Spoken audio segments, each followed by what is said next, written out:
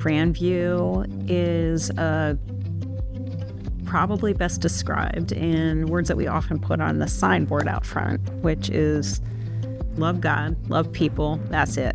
And, when you put your words out on the sign, people expect you to mean it. I'm Andrea Brown, and some people call me Reverend, and some people call me Pastor. Any of those things is fine with me. And I live not too far from Brightside Opportunity Center, and been blessed to have served at Grandview for 25 years. So it used to be a neighborhood church.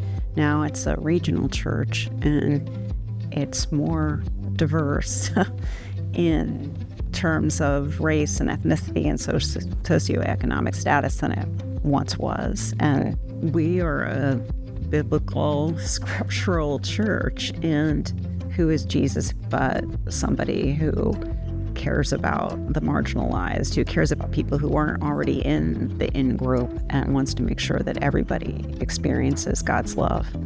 So that's why it's important for us. I think every church thinks it's friendly.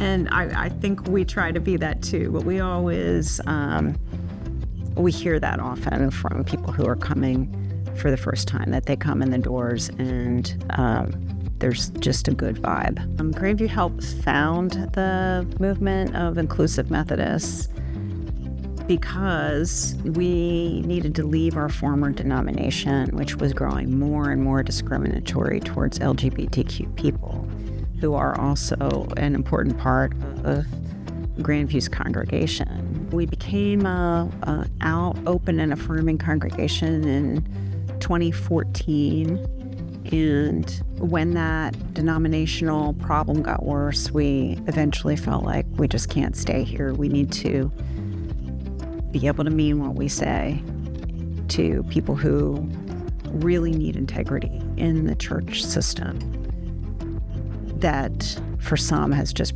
almost broken them to the point where they can't, it's broken their relationship with God. I think that whenever a congregation starts to get honest and tell each other their stories, testimony and witness has power. That's an old story in the church. But if we're doing that today, we rediscover what value that has. When you start telling stories like that, you also unearth pain that people have because they've been mistreated in the church because they were divorced, or they've been mistreated in the church because their disability is regarded as some kind of, bad sign from God, or whatever it is.